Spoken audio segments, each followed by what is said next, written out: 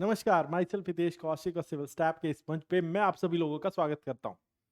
देखिए, हमारी प्रतिबद्ध सीरीज में आज के हमारे सेशन में हम बात करेंगे लिटरेचर पर, साहित्य पर। साहित्य पर आज हमारी तीसरी क्लास है और इसके अंदर हम जो डिस्कशन करेंगे, जैसे मैंने पिछली बार का जो डिस्कशन किया था वहीं से आगे डिस्कशन शुरू करेंगे, जहां हमने पिछली बार संस्कृत के बारे में पढ़ा था कि संस्कृत जो है वो कैसे डेवलप हुआ, संस्कृत का साहित्य। और संस्कृत का साहित्य अलग अलग दौर में कितने एवोल्यूशन से गुजरा, कितने अलग अलग रूलर्स के द्वारा उसे पैटर्नाइज किया गया। और उसी संदर्भ में मैंने आपको बताया था, उसी रिलेशन में मैंने आपको बताया था कि गुप्ता पीरियड में भी संस्कृत के लिटरेचर को बहुत बढ़ावा मिला। एक्चुअली गुप्ता पीरियड ही ये माना जाता है कि संस्कृत का रिवाइवल हुआ उसमें, और संस्कृत ने अपना गोल्डन एज गुप्ता पीरियड में देखा। अब आज मैं आगे बढ़ने से पहले आपको एक बार ऑथर्स बता देता हूं जो हमने गुप्ता पीरियड में देखे, जिनके बहुत इंपॉर्टेंट वर्क्स हैं, तो एक बार आप देख लें उन्हें। ठीक है, ये देखें।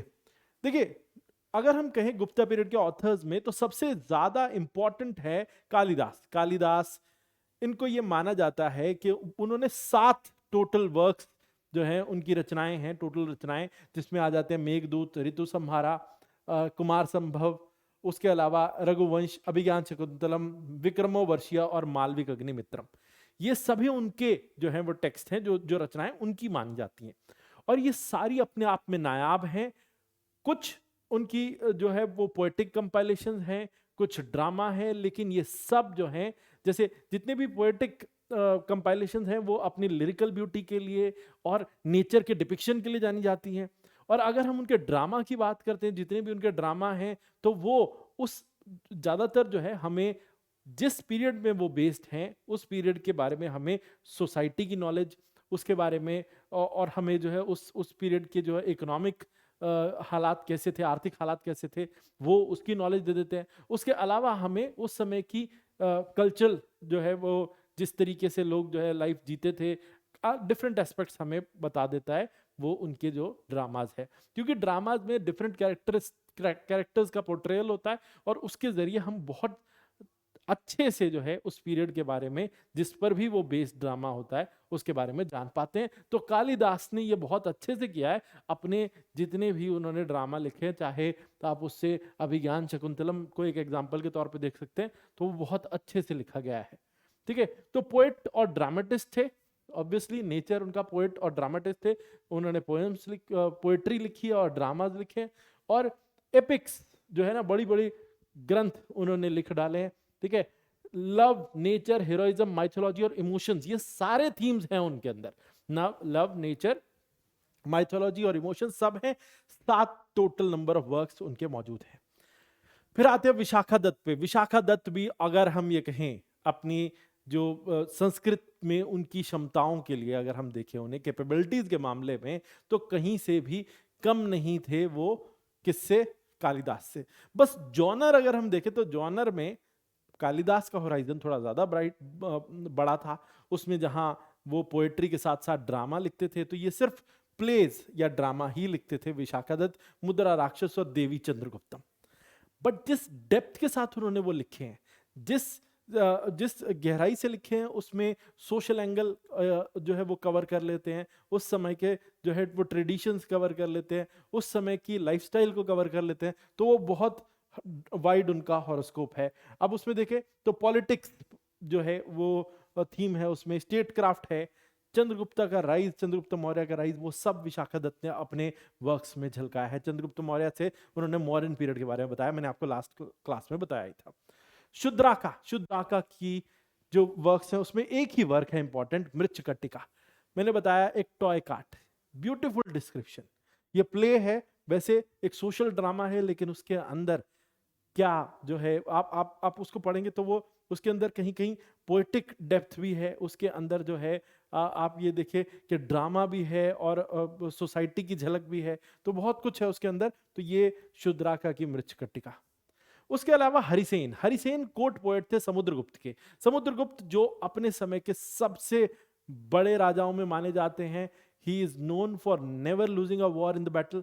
ठीक है, तो वो कभी कभी उन्हें कोई युद्ध हारा ही नहीं, इसके लिए जाने जाते हैं। और इलाहाबाद पिलर इंस्क्रिप्शंस जो हैं प्रयागराज में मौजूद, वहां पर उनकी पोएट्री इंस्क्राइब्ड है, जिसे आप यूलॉजी कहते हैं। यूलॉजी यानी कि आप जो समझ लीजिए उसे कि किसी की प्रेज में कही गई कोई बात जो है वो वहां पे वो यूलॉजी कहलाती है, या फिर प्रशस्ति कहलाती है हिंदी में, ठीक है। तो वो है, आपको मिलेगी। इसमें समुद्रगुप्ता के मिलिट्री कॉन्क्वेस्ट के बारे में बताया गया। समुद्रगुप्ता के बारे में पर्सनल, कि वो एक संगीत में पारंगत व्यक्ति हैं, उनके जैसा कोई भी नहीं है, उनकी महानता का जो है वो पूरा बखान वो करती है हरिसेन की ये यूलॉजी और पोएट्री। उसके अलावा भाष माने जाते हैं कि उन्होंने 13 इंपॉर्टेंट वर्क्स लिखे, ऑल दो हमारे पास सारे अवेलेबल नहीं है। तो हमारे पास जो अवेलेबल हैं वो है स्वप्न वासुदत्ता, प्रतिजना, योगांधरयाना, तो ये हमारे पास है। ये प्लेज लिखते थे, ड्रामा लिखते थे, और इसमें पॉलिटिकल इंट्रीग, लव, हीरोइज्म सब कुछ दर्शाया गया है उनके अलग अलग वर्क्स में। 13 टोटल वर्क्स ये माना जाता है कि उनके द्वारा जो है रचे गए थे, बट हमारे पास ज्यादा मौजूद नहीं है, ठीक है। अब जैसा मैंने आपको पिछले लेक्चर में बताया था, हम वेदास के ऊपर जो है, या वेदों के ऊपर एक डिस्कशन जरूर करेंगे, क्योंकि ये हमारे लिटरेचर का बेस भी आप कह सकते हो, कि भारतीय साहित्य का बेस, सबसे पुराना जो भारत में साहित्य है वो रचा गया वेदों की फॉर्म में, और वेदों से ही हमारी बात आगे शुरू होती है। तो वेदों के बारे में एक बार जान लेते हैं। देखिए, वेद 4 हैं संख्या में, ऋग्वेद, सामवेद, यजुर्वेद और अथर्ववेद। अगर हम बात करें तो हिंदू फिलॉसफी का जो आधार है, हिंदू फिलॉसफी का जो बेस है, दैट इज वेदास। वेदों पर ही आधारित है, एंशिएंट स्क्रिप्चर है। शुरुआत में देवर पास्ड डाउन ओरली, बोलकर जो है एक से दूसरे व्यक्ति तक पहुंचते थे। साथ ही इसके अंदर एक बहुत इंपॉर्टेंट रोल है स्पिरिचुअलिटी, जो है ना इसके अंदर जो है वो इनहेरिटेड फीचर है। उसके अलावा फिलॉसफी है, और साथ ही सोसाइटल नॉर्म्स को भी इसमें उस समय के बहुत ज़्यादा जो है वो हाईलाइट किया गया है इन वेदों में। तो वेदों में स्पिरिचुअलिटी उसके एसेंस है, फिलॉसफी है, और साथ ही सोसाइटल नॉर्म्स, ठीक है। अब यानी कि आप समझ लीजिए कि उस समय के तौर तरीके, जीवन शैली सब जो है वो उसके अंदर इनकलकेट है, उस वेदों के अंदर। और आगे चल के इनका एक बहुत गहरा असर है, हमारा सामाजिक ताना बाना वेदों पर आधारित रहा। उस समय की एज को तो वैदिक एज ही कहा गया, और बाद में भी हम ये कह सकते हैं कि उनका इन्फ्लुएंस जो है ना आज तक इवन हमारी हिंदू सोसाइटी पे और हमारे कल्चर में है, और साथ ही हमारे फिलोसफिकल आइडियाज में है, ठीक है। नेक्स्ट इज वेदा। अब मीनिंग सिग्निफिकेंस देखें तो वेद का मतलब होता है ज्ञान या नॉलेज, ठीक है। और इन्हें इटर्नल और डिवाइन माना जाता है, कि भाई जो जो ऐसे हैं जिसके अंदर जो है वो एकदम सुप्रीम नॉलेज जिनके अंदर है, हिंदू कल्चर में इस तरीके का उनको कंसीडर किया जाता है। साथ ही देखो, एक कॉन्सेप्ट है, कॉन्सेप्ट ऑफ वासुदेव कुटुंबकम, कि ये धरती जो है वो सबका घर है, और ये पूरी धरती पर रहने वाले सब लोग जो हैं वो एक ही परिवार का हिस्सा है। ये कॉन्सेप्ट भी वैदिक नॉलेज पर ही बेस्ड है। नेक्स्ट, अब 4 वेदों की बात कर लेते हैं हम। सब में अलग अलग जो है वो थीम्स क्या है, देखिए, या एक्चुअली उनके अंदर का बेसिक कंटेंट क्या है। तो ऋग्वेद में अगर हम देखें तो नेचर सेंट्रिक थीम्स है। उसके अलावा प्रोस्पेरिटी, देखिए उसके अंदर ना असल में ऋग्वेद में जो भी हिम्स हैं और जो भी रचनाएं हैं, हिम हैं या भजन है, उनके अंदर ना एक एक सीकिंग नेचर है, कि अपने डाइटी से या फिर अपने इष्ट से हम कुछ उम्मीद कर रहे हैं, या ये सोच रहे हैं कि हम कुछ सिंपल कॉन्ट्रीब्यूशंस करेंगे और उसके बदले में हमें कुछ जो है वो फल मिलेगा वापस। तो ये ऋग्वेदा में जो है एक इंपॉर्टेंट उसका एस्पेक्ट है। नेक्स्ट, यजुर्वेद पे आते हैं हम। अब यजुर्वेद की बात करते हैं तो यजुर्वेद में रिचुअल्स और सेक्रीफाइसेस पर ज्यादा फोकस है। रिचुअल्स और सेक्रीफाइस किस तरीके से किए जाएंगे वो इसमें है। हालांकि एक चीज होती है ब्राह्मणा, ब्राह्मणा में बहुत डिटेल्ड रिचुअल और सेक्रीफाइसेस जो हैं वो दिए गए हैं। ओ आप ये देखिए कि आप ये कह लीजिए कि यजुर्वेद क्या है, उसके अंदर जो है वो एक आइडिया है रिचुअल्स और सेक्रीफाइसेस का, और कैसे उनको परफॉर्म करना है उसके बारे में जो है वो कुछ बेसिक नॉलेज है। लेकिन आगे डिटेल नॉलेज हमें मिलती है ब्राह्मणाओं से, जहां पर बहुत ज्यादा माइन्यूट डिटेलिंग हर ट्रेडिशन की, हर जो है वो सेरेमोनियल जो भी कोई भी हैपनिंग होती है उसकी रिलेटेड किस तरीके के रिचुअल होने चाहिए वो हमें ब्राह्मणा में पता चलते हैं, लेकिन बेसिक यजुर्वेदा से पता लग जाता है। सामवेद, सामवेद हमारे भारतीय म्यूजिक का आधार है। जो हमारा भारत का जो म्यूजिक है वो इसी पर आधारित है। अथर्ववेद लेटर एडिशन है, ये माना जाता है it is made by some non Aryan entity. तो और इसमें इसको ऐड इसलिए किया गया क्योंकि इसके अंदर मेडिकल नॉलेज आप ये कह लीजिए ऐसे है जिसमें शरीर में जितने भी रोग हो जाते हैं उनको ठीक करने की क्षमता है। ऐसी सारी चीजें हैं और आइडियाज हैं वो सब इसके अंदर है। और साथ ही it is also related to black magic and spells which has healing powers. तो ये सब अथर्ववेद में है। अब मैंने बताया था एडिशनल वैदिक टेक्स्ट में क्या क्या आता है। एडिशनल वैदिक टेक्स्ट में आते हैं ब्राह्मणा, उपनिषद और अरण्यक। ब्राह्मणा क्या है? वेदों पर ही आधारित है ब्राह्मणा और उपनिषद, बिल्कुल डायरेक्टली। ब्राह्मणा जिसमें जो भी वेदों को लिखा गया है हमने पोएटिक फॉर्म में लिखा है, उसकी एक एक्सप्लेनेशन। जैसे आप कभी पढ़ते हैं ना, कविताओं को पढ़ेंगे तो कविताओं को पढ़ते हुए आप पढ़ेंगे कि भावार्थ उसका कुछ होता है ना, भावार्थ कि यहाँ पर इन निम्न पंक्तियों में कवि कहना चाहता है कि, आपने पढ़ा होगा जरूर पहले। वैसा ही है कुछ यहाँ पर कि ब्राह्मणा जो है वो एक व्यक्ति ने व्याख्या कर दी है और ये बताया कि इन पंक्तियों में ये सब चीजें करने के लिए कही गई हैं, ये सब रिचुअल फॉलो करने के लिए कहे गए हैं। एक इस तरीके के भाव से लिखा गया है ब्राह्मणाओं को। इस सेरेमनी पर ये रिचुअल होगा, इस पॉइंट पर ये जो है ट्रेडिशन जो है वो फॉलो किया जाएगा। वो सब डिटेल में कहां लिखा गया है? ब्राह्मणाओं में। उसके अलावा उपनिषद, उपनिषद जो है वो थोड़ा डीप जाके मेटाफिजिक्स और फिलोसॉफिकल एस्पेक्ट को छेड़ता है उन्हीं वेदों के।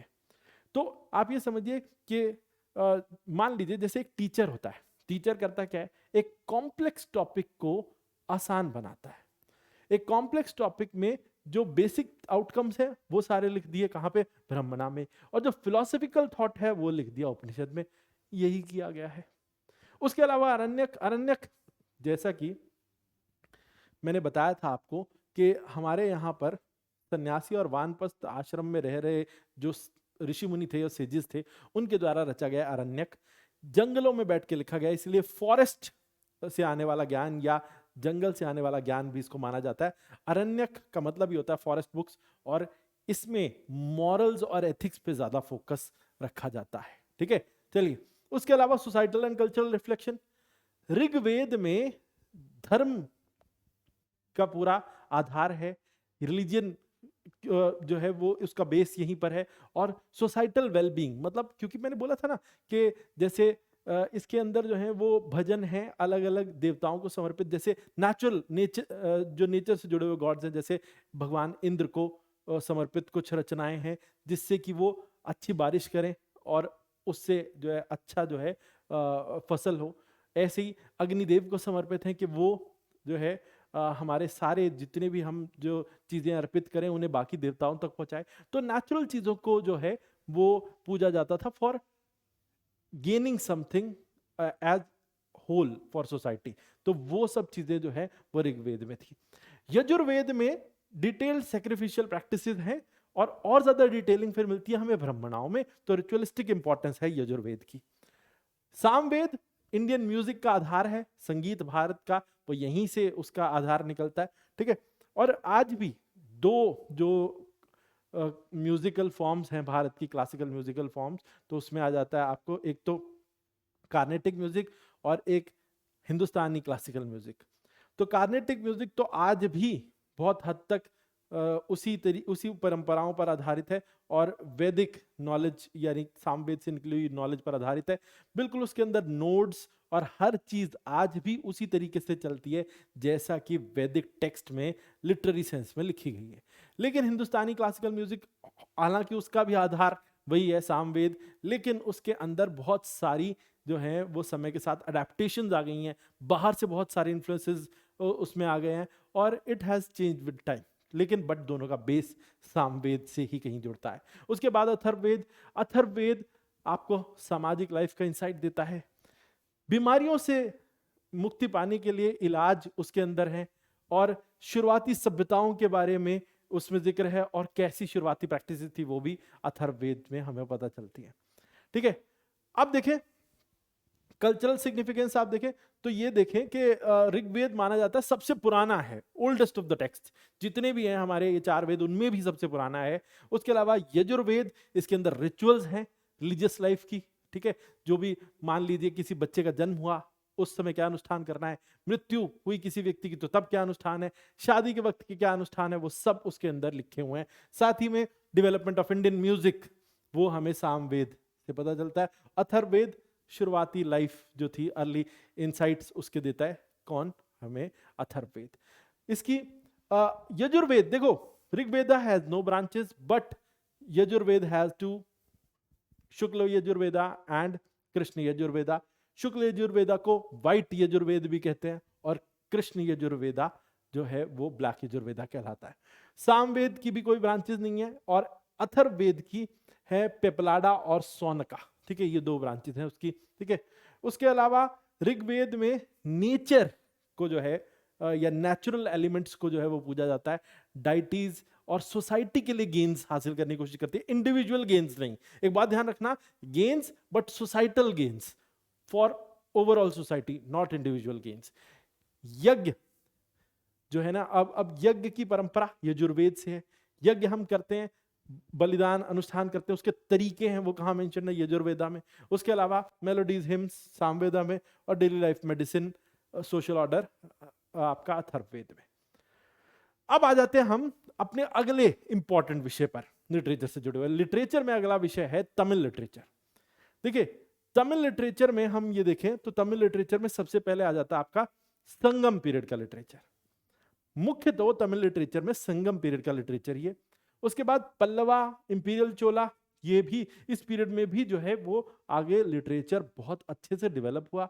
आगे चल के फिर जो मेन आता है वो आता है डिवोशनल भक्ति एरा का जो है वो तमिल लिटरेचर। अगर मुख्य तौर पे देखें तो लिटरेचर संगम पीरियड और डिवोशनल लिटरेचर ही मुख्य है। बाकी माइनर टेक्स्ट जो है वो पल्लवा पीरियड के, इंपीरियल चोला पीरियड के और मॉडर्न पीरियड में तो है ही, लेकिन मेन जो है वो संगम पीरियड का लिटरेचर है और उसके बाद फिर आपका डिवोशनल भक्ति लिटरेचर है। ठीक है, मैं आपको थोड़ा सा बता देता हूं कि संगम पीरियड में हम पढ़ने वाले हैं। देखो मैं सीधा पहले संगम पीरियड की तरफ ही चल पढ़ता हूं। ठीक है,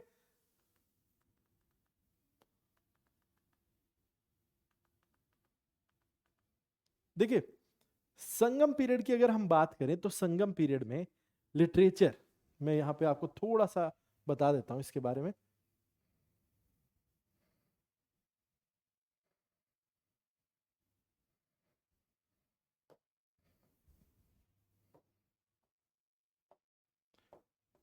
संगम पीरियड का जो लिटरेचर है ये रचा गया 3rd सेंचुरी बीसी से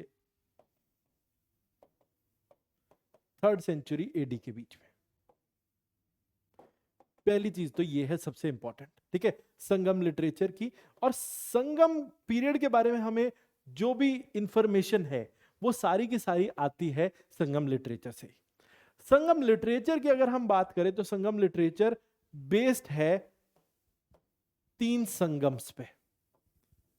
ठीक है, 3 संगम जो आयोजित किए गए थे उस समय पर 3rd सेंचुरी बीसी से 3rd सेंचुरी एडी के बीच में, उन्हीं संगमों पर जो है आयोजित है हमारी आज की नॉलेज। अगर मैं इसमें बताऊं तो 3 संगम जो हुए अलग अलग जगहों पर।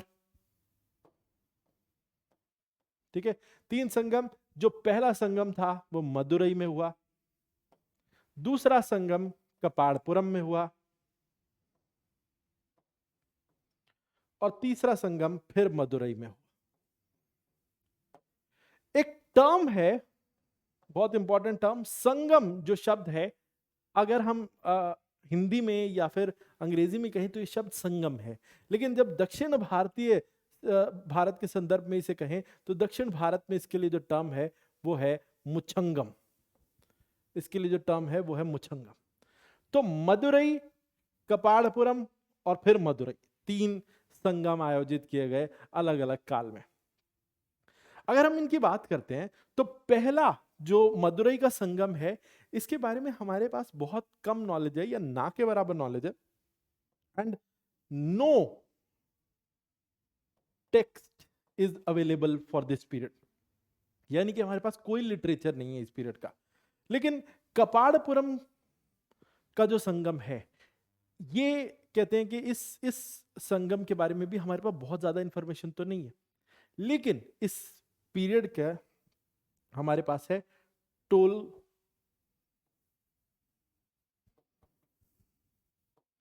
टोलकप्पियार का रचा हुआ टोलकप्पियम, जो अर्लीस्ट टेक्स्ट माना जाता है, अर्लीस्ट लिटरेचर माना जाता है तमिल भाषा का, अर्लीस्ट लिटरेचर है तमिल भाषा का वो ये है। ठीक है, तो अर्लीस्ट लिटरेचर कौन सा है? टोलकप्पियार का रचा हुआ टोलकप्पियम है, और फिर मदुरई। अब मदुरई का संगम ये सबसे इंपॉर्टेंट है।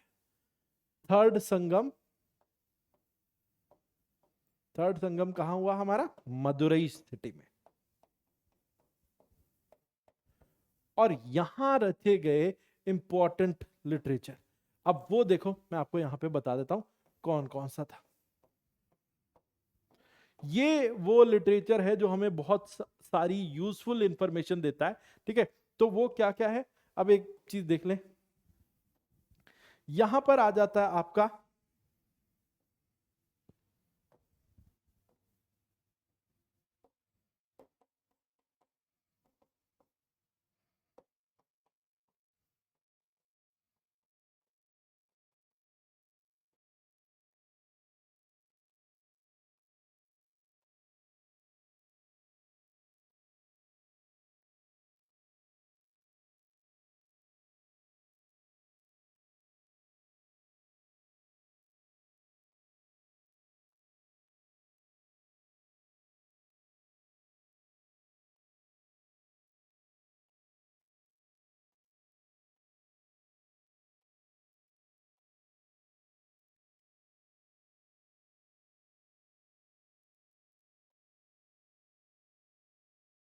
ठीक है, तो एटुटोगई, पट्टू पथीनकील के नक्कू, सिलपादीकरम और मणिमेगलाई, ये दोनों जो हैं, ये दोनों हैं एपिक्स। ठीक है, तो ये दोनों क्या है? एपिक्स हैं, जो बड़े ग्रंथ हैं जो तमिल भाषा में लिखे गए हैं। और ये बिल्कुल ऐसे ही हैं, आप कंपेयर करेंगे तो नॉर्थ इंडियन जो एपिक्स हैं, महाभारत और रामायण की तरह ही दक्षिण भारत में पॉपुलर तमिल जो है एपिक्स हैं। कौन कौन से? सिलपादीकरम और मणिमेगलाई। एटुटोगई 8 पोएटिक वर्क्स हैं। ठीक है, 8 पोएटिक वर्क्स हैं, 8 काव्य रचनाएं हैं एटुटोगई। पट्टू 10 सॉन्ग्स डिपिक्टिंग डेली लाइफ। ठीक है, वैसे तो सॉन्ग्स है, बट लाइफ को डिपिक्ट करते हैं उस समय की, बहुत जैसे जिसके अंदर स्टोरी जो एक तरीके से नरेशन है। तो ऐसे 10 सॉन्ग्स है पट्टू। पथीनकील के नक्कू 18 वर्क्स हैं, किताबें हैं ऑन मॉरल्स एंड एथिक्स। ठीक है, तो ये है आपका एटुटोगई, पट्टू, पथीनकील के नक्कू, ये इंपॉर्टेंट किताबें हैं। ठीक है, तो 8 किताबें हैं जो पोएटिक टेक्स्ट हैं, उसके अलावा 10 किताबें हैं जिसमें सॉन्ग्स हैं डिपिक्टिंग लाइफ एंड उस समय के बारे में बहुत सारा स्टोरी नरेशन है उसमें। और पथीनकील के नक्कू 18 किताबें हैं जो मॉरल्स और एथिक्स पे बेस्ड हैं। उसके अलावा सिलपादीकरम और मणिमेगलाई। ठीक है, सिलपादीकरम इज रिटन बाय इलैंगो अडिगल, और मणिमेगलाई इज रिटन बाय सितलई सतनार। ठीक है, सितलई सतनार के द्वारा रचे गए ये टेक्स्ट हैं। ये तीसरा संगम है जहां से हमें बड़ी संख्या में या बड़ी मात्रा में टेक्स्ट मिलते हैं, और इन्हीं पे बेस्ड है हमारा दक्षिण भारत के बारे में बहुत सारा जो नॉलेज है वो ये इसी पर आधारित है। उस समय की सोशल लाइफ, उस समय की कल्चरल लाइफ, उस समय की इकोनॉमिक लाइफ, उस समय वॉर कैसा था, वॉर में जो है वो क्या मशीनरी यूज होती थी, उस समय का लाइफस्टाइल लोगों का कैसा था, कंडक्ट कैसा था लोगों का, वो सब हमें इन स्टोरी से, सॉन्ग से, पोएम से और इन एपिक से पता लगता है। ठीक है, तो ये है हमारा संगम लिटरेचर। ठीक है, तो संगम लिटरेचर हो गया। अब आगे बढ़ते हैं तमिल लिटरेचर में। तो तमिल लिटरेचर में एक और इंपॉर्टेंट चीज है जो वो है Tamil devotional literature. Devotional literature में क्या है, तो आप देखो मेजर पोएटिक वर्क्स हम देख लेते हैं तमिल डिवोशनल लिटरेचर में। तो थेवरम है। अब यहाँ पे कहते हैं कि इसमें भजन है अपार के रचे हुए, ठीक है, अपार के रचे हुए भजन है जो इसके अंदर आ जाते हैं, ठीक है। उसके अलावा सुंदरार की रचनाएं हैं, थिरुंग नान संबंधार के रचनाएं हैं, और ये सब फिलोसफिकल थीम्स के साथ हैं। इनके अंदर आध्यात्मिक नॉलेज जो है वो इनकलकेट की गई है। उसके अलावा थिरुवचगम है, इसको लिखा है मानिक वागा सागर ने, ठीक है। और इसके अंदर पर्सनल डिवोशन, मतलब आप ये कह लीजिए कि वो भक्ति जिसमें सिर्फ एक इष्ट के प्रति जो है वो प्रीत लगाई जाती है, वो एस्पेक्ट है इसका थिरुवचगम का, ठीक है। और इमोशनल एक्सपीरियंसेस भी हैं इसके अंदर ज्यादा, ठीक है, हर व्यक्ति के कि कैसे अपने इष्ट के प्रति उनका जो है वो लगाव या रुझान बढ़ता है, उसके बारे में भी इसमें जो है वो डिटेल में दिया गया है। उसके अलावा यानी कि personal devotion and emotional experiences वो आपको इसमें मिलेंगे। उसके अलावा उसके बाद है थिरुवसगम, ये डीप स्पिरिचुअल थॉट्स को बताता है, ठीक है। उसके अलावा नलाइरा दिव्य प्रबंधम है, ये एक बहुत इंपॉर्टेंट है। कहते हैं कि ये 4000 हिम्स की रचनाएं हैं जो अलवर सेंट्स के द्वारा रची गई हैं, ठीक है। देखिए दो तरीके के सेंट्स, अलवर एंड नयनार, ठीक है, जहां एक शिव भक्ति ट्रेडिशन से जुड़े हैं, शैवाइट ट्रेडिशन से, और दूसरे वैष्णवाइट ट्रेडिशन से। तो ये 12 अलवर सेंट्स हैं, उनकी 4000 रचनाएं हैं जो इसके अंदर जो है वो दी गई हैं, ठीक है। आगे हम डिटेल में उस पे जो है जाएंगे कि शैवाइट और वैष्णवाइट, नयनार, अलवर, उनके बारे में डिटेल में हम आगे पढ़ेंगे, ठीक है। अब देखें उसके अलावा कुछ क्लासिक्स भी हैं जो डिवोशनल पीरियड में लिखी गई, जो बहुत कमाल की किताबें हैं या टेक्स्ट हैं। वो है कांबरमयनम, ये है, ये इसके अंदर ना तमिल रीटेलिंग है रामायण की।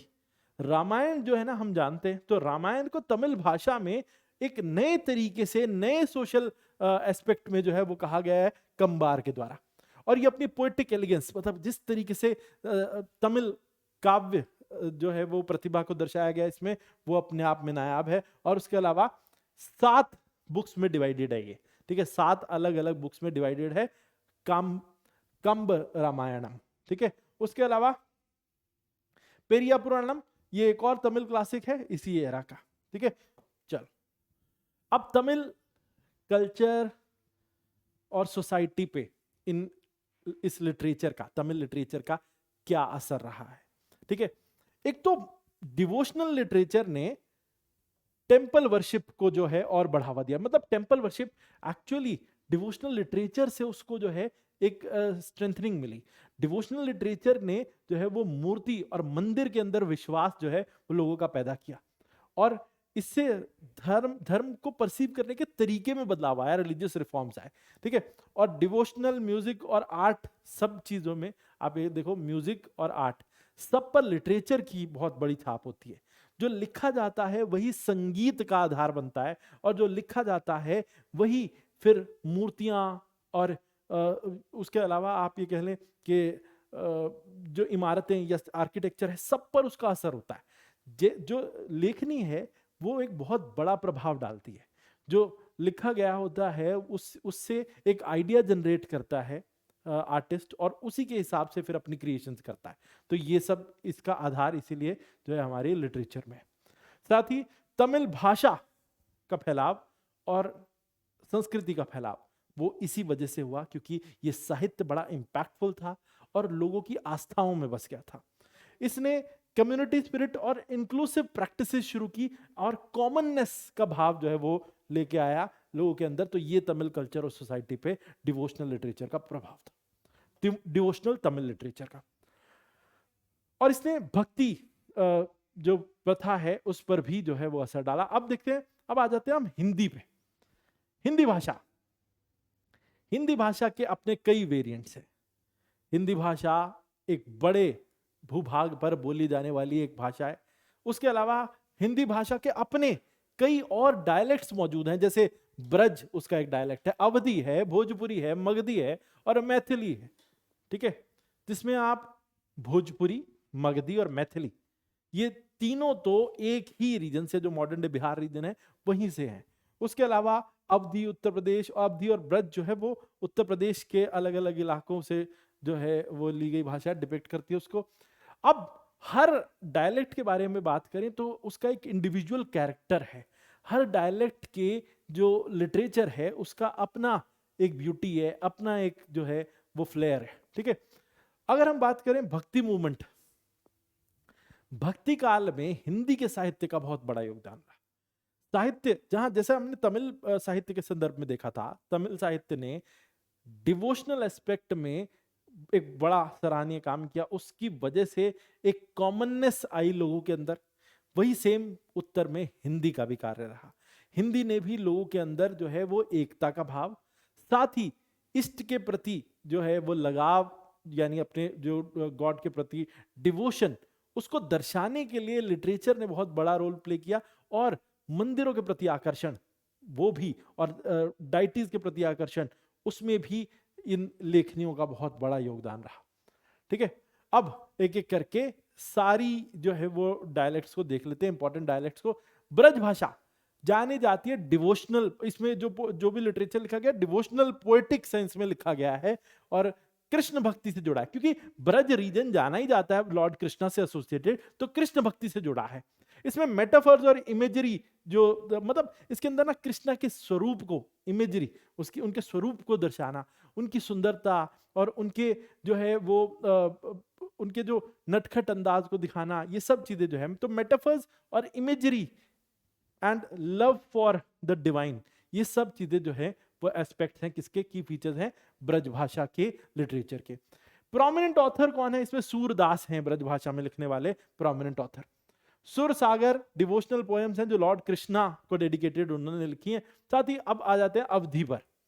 अवधि, इसके अंदर एपिक पोएट्री है, मतलब पुराने जो एपिक्स हैं उन पर बेस्ड काव्य रचनाएं आपको अवधि में मिलेंगी। एग्जाम्पल बताऊं, तुलसीदास जी की रामचरितमानस, उसके अलावा पद्मावत, मेडिवल पीरियड में हिंदी में पद्मावत जैसे काव्य, पद्मावत जैसे काव्य जो हैं ये रचनाएं हिंदी में है, और मलिक मोहम्मद जैसी उसके रचयिता, ठीक है। तो अब उसके अलावा मतलब उसके फॉर्म्स हैं अलग। उसके अलावा रामायण और हिस्टोरिकल फिगर्स जो है वो भी जो है अवधि भाषा में अलग अलग राइटर्स के द्वारा जो है वो रची गई हैं। उसको लेके अलग एस्पेक्ट या फिलोसफिकल थॉट्स भी जो हैं उस पर आधारित अवधि भाषा में रचे गए हैं। भोजपुरी फोक ट्रेडिशन को ज्यादा दर्शाते हैं, ज्यादातर उसके लिटरेचर में फोक ट्रेडिशन को ज्यादा हाईलाइट किया जाता है। साथ ही everyday speech, strong presence of oral traditions like, अब यहां पे ये देखना, बिराहा और कजरी। बिराहा और कजरी ये दो फोक ट्रेडिशंस भोजपुरी में डोमिनेटिंग फीचर्स होते हैं, ठीक है। और साथ ही ओरल ट्रेडिशन इसका जो है वो स्ट्रॉन्ग है, और ये रिटर्न होने की बजाय ओरल लिटरेचर है, जैसे बिरहा सॉन्ग्स है जो गाने में और आम जनमानस में ज्यादा फेमस होते हैं। मैथिली की बात करें तो मैथिली रिच लिटरेरी ट्रेडिशन है मैथिली का, डिवोशन, नेचर, ह्यूमन रिलेशनशिप, ये सभी एस्पेक्ट हैं उसमें। साथ ही में ये कहते हैं कि विद्यापति जो थे, जो प्रोमिनेंट ऑथर थे जिन्होंने कुछ लव सॉन्ग्स और डिवोशनल पोएट्री लिखी है, वो इसमें प्रोमिनेंट ऑथर हैं और वो ज्यादातर डिवोशनल पोएट्री के लिए जाने जाते हैं। मगधी में अर्लीस्ट फॉर्म ऑफ हिंदी है, आप ये कह सकते हैं।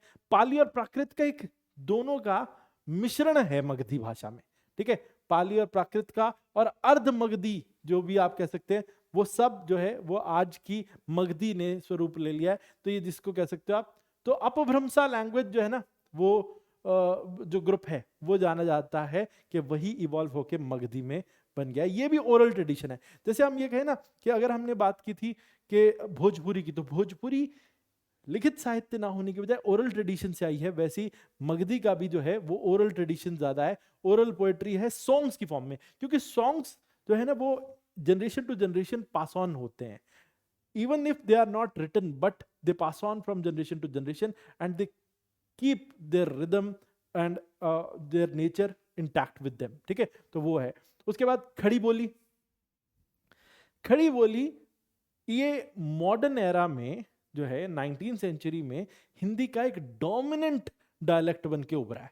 मुंशी प्रेमचंद, भारतेंदु हरिश्चंद्र बहुत मुख्य इसके कवि हैं जिन्होंने हिंदी को इस एस्पेक्ट में जो है या खड़ी बोली के रूप में जो है वो प्रदर्शित किया है। जैसे एग्जाम्पल है गोदान प्रेमचंद के द्वारा लिखी गई और अंधेर नगरी भारतेंदु हरिश्चंद्र के द्वारा लिखी गई, ये इसके प्रमुख एग्जाम्पल्स हैं।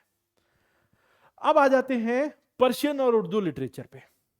पहली बात पर्शियन इन्फ्लुएंस की बात करते हैं तो पर्शिया, ईरान, मुगल कोर्ट में पारसी का सबसे पहले अगर हम आगमन देखते हैं तो वो दिल्ली सल्तनत काल में है, लेकिन उसने प्रोमिनेंस हासिल की मुगल दरबार में। जब मुगल दरबार में हम क्या देखते हैं, बाबर और हुमायूं दोनों ने ही अपनी शुरुआती जो लाइफ में पर्शियन रूलर्स से, जो सफावी वंश के थे, उनसे मदद ली और उसकी वजह से बहुत सारे जो है आर्टिस्ट, उसके अलावा बहुत सारे डिफरेंट जॉनर्स में एक्सपर्ट लोग जो है वो वहां से यहां आ गए भारत में, और इसी वजह से लिटरेचर पर भी जो है वो एक गहरा प्रभाव पड़ा, पर्शियन इन्फ्लुएंस देखने को मिलता है। अब आप चाहे आर्किटेक्चर में देख लो, पेंटिंग में देख लो, हर चीज में पर्शियन इन्फ्लुएंस है। मुगल दौर में, शुरुआती मुगल दौर से ही वो शुरू हो गया था और पर्शियन इन्फ्लुएंस मुगल पीरियड में बहुत ज्यादा प्रोमिनेंट हो गया। एंड स्लोली एंड ग्रेजुअली इसने उर्दू भाषा के विकास में भी एक बड़ा योगदान दिया, क्योंकि पर्शियन, अरेबिक और हिंदी भाषा के गठजोड़ से बड़ी भाषा ही तो है हमारी उर्दू भाषा, और बहुत सारे रीजनल लिटरेचर को भी इसने इन्फ्लुएंस किया। उर्दू, अब आप ये देखें तो हिंदी, मैंने बताया जैसे हिंदी, पर्शियन, अरेबिक और कई और भाषाओं का मिश्रण, लोकल लैंग्वेजेस का मिश्रण जो है वो हमारी क्या है, और टर्किश भी साथ में जोड़ दें तो फिर बनती है हमारी उर्दू, और ये कोर्ट की लैंग्वेज बन गई। और मुगल एरा में, लेटर मुगल एरा में पोएट्री जो रची जाने लगी वो उर्दू भाषा में रची जाने लगी। अब पर्शियन लैंग्वेज की बात करें तो पर्शियन भाषा में लिखने वालों में हम जाने तो कौन, तो अमीर खुसरो हैं, फैजी हैं, अबुल फजल हैं, जिन्होंने फारसी भाषा में जो है वो अपने राइटिंग्स की हैं, अलग अलग जो ग्रंथ लिखे, जैसे दीवान अमीर खुसरो ने, अकबरनामा अबुल फजल ने। लेकिन एक बात और बता दूं मैं आपको, ऑल्दो मैं पर्शियन लैंग्वेज के लिए अमीर खुसरो का नाम ले रहा हूं, अमीर Khusro is the man who is known for development of Urdu literature, और फादर ऑफ उर्दू लिटरेचर भी कौन कहे जाते हैं, जो है अमीर खुसरो। अमीर खुसरो वो पहले शख्स थे जिन्होंने ये भाषाओं का ब्लेंड किया, और एक डिक्शनरी भी उन्होंने लिखी जिसके अंदर हिंदवी टर्म्स थे, और उर्दू भाषा उन्हीं से शुरू हुई है, इसीलिए वो फादर ऑफ उर्दू लिटरेचर कहलाते हैं। उसके अलावा वो कहलाते हैं तूतिए हिंद, पैरट ऑफ इंडिया। साथ ही में उनको ये कहा जाता है कि उन्होंने खालिक बारी नाम की वो जो है वो डिक्शनरी भी बनाई, जिसके अंदर mixture of Persian, Turkish, Arabic and Indian words है। तो वो जो है जो वोकैबुलरी उन्होंने बनाई तो वो कहलाती है खालिक बारी। ठीक है, उर्दू, इसमें अमीर खुसरो के अलावा प्रोमिनेंट जो ऑथर्स हैं वो है मिर्जा गालिब, अलामा इकबाल, बहादुर शाह जफर, आखिरी मुगल बादशाह भी इसमें एक प्रमुख नाम है।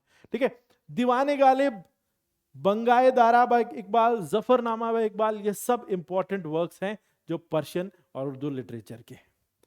अब आ जाते हैं बंगाली लिटरेचर पे। ठीक है, बंगाली लिटरेचर ये भी भक्ति मूवमेंट से बहुत ज्यादा प्रभावित रहा है। ठीक है, तो भक्ति मूवमेंट जब इसने दक्षिण भारत से ओरिजिनली तमिल लिटरेचर से उसका राइज हुआ, बाद में ये भक्ति cult it reached north India and north east India, और उसी क्रम में बंगाल भी पहुंचा। बंगाल में इसने डिवोशनल सॉन्ग्स और पोएम्स की शक्ल ली, सेम भक्ति कल्ट में जैसा था हर जगह देखने को मिला वैसे ही। और फिर 19वीं सेंचुरी में, अब ये ब्रिटिश काल की बात है, इस समय पर पुनर्जागरण, रिनाइजेंस, जिसमें भारत में हमने ये देखा कि क्योंकि एक डार्क एजेस जो है हमने एक्सपीरियंस किया लेटर मुगल पीरियड के बाद से, और ब्रिटिश एरा में हमने जीरो डेवलपमेंट देखा, किसमें, in terms of cultural prosperity, in terms of economic prosperity, in terms of development of literature, in terms of knowledge spread, वो सब चीजों में जो है हम पिछड़े। लेकिन 19वीं सेंचुरी में ये कुछ जो लोग थे या रिफॉर्मर्स थे, they came with some philosophical ideas, और वहां पर उस समय पे हमने रिनाइजेंस का फेज देखा, लिटरेचर स्टार्ट लूमिंग अप, और उस समय पर जो साहित्य लिखा गया वो कहलाता है रिनाइजेंस लिटरेचर। ठीक है, तो क्योंकि वेस्टर्न थॉट्स और आइडियाज भी जो है हमारे लिटरेचर पर प्रभाव डालने लगे, ओपन थिंकिंग जो है वो आने लगी और इस समय पर लिखा गया। अब देखो बंगाली लिटरेचर में डिवोशनल पोएट्री जैसा है भक्ति मूवमेंट का इन्फ्लुएंस, तो उसमें कहते कि तो लव और विद डिवाइन ये सारी जो थीम्स है, इसमें चंडीदास और जयदेव प्रोमिनेंट ऑथर है।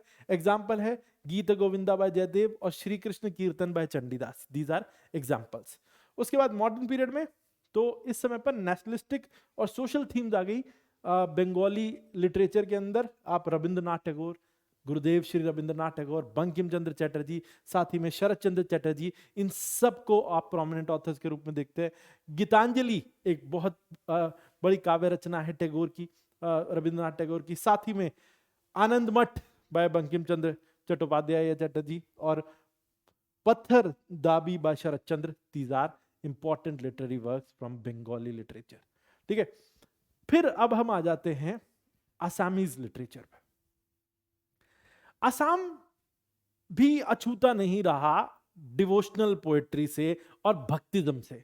भक्ति ने जहां दक्षिण भारत से पैर पसारे तो मध्य भारत, बंगाल और उत्तर पूर्वी इलाके भारत के सब जगह वो पहुंचा।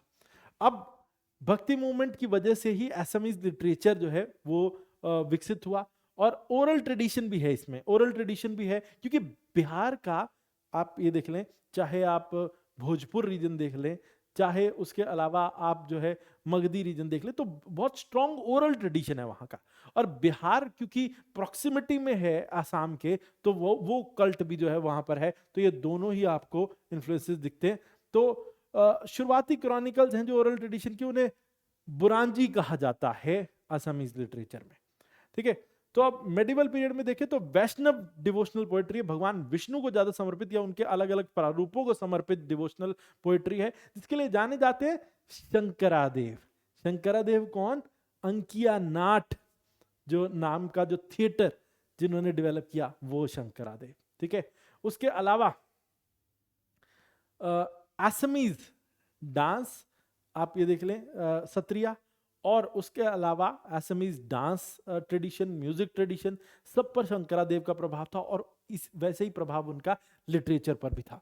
शंकरादेव, माधव कंडाली, ये जो लोग हैं जिनके जैसे Kirtan Ghosha by Sankardev and Ramayana by Madhav Kandali, ये बहुत इंपॉर्टेंट वर्क्स हैं मेडिवल पीरियड के जो असमीज भाषा में है। नेक्स्ट इज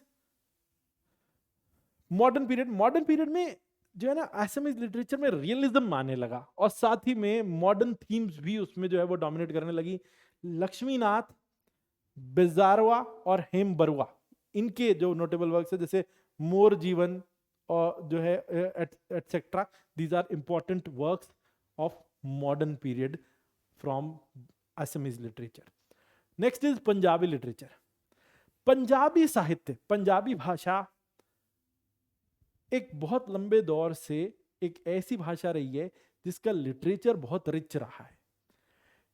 सिख धर्म का इन्फ्लुएंस जो है वो हमें बिल्कुल क्लियर दिखाई पड़ता है इस लिटरेचर में। जो हमारा जो पंजाबी लिटरेचर है उसके अंदर सिख धर्म का प्रभाव बहुत दिखता है, खासतौर पे गुरु ग्रंथ साहिब का प्रभाव। और सूफी इन्फ्लुएंस, सूफीज्म भी जब भारत पहुंचा तो उसका भी एक बड़ा सेंटर नॉर्थ इंडिया और पंजाब ही था, तो इसी वजह से सूफी और दूसरा सिख रिलीजियस इन्फ्लुएंस इसमें दिखाई पड़ते हैं। मेडिवल पीरियड में जो रिलीजियस टेक्स्ट थे, जो डिवोशनल पोएट्री से जुड़े थे और फोक लिटरेचर से जुड़े थे, तो उसमें कुछ प्रोमिनेंट ऑथर्स थे, श्री गुरु नानक देव जी, साथ ही Bulleh Shah, Waris Shah, these were prominent authors of medieval age. साथ ही गुरु ग्रंथ साहिब नोटेबल वर्क है, Heer Ranjha by Waris Shah, these are all important works of medieval period, examples of medieval period works.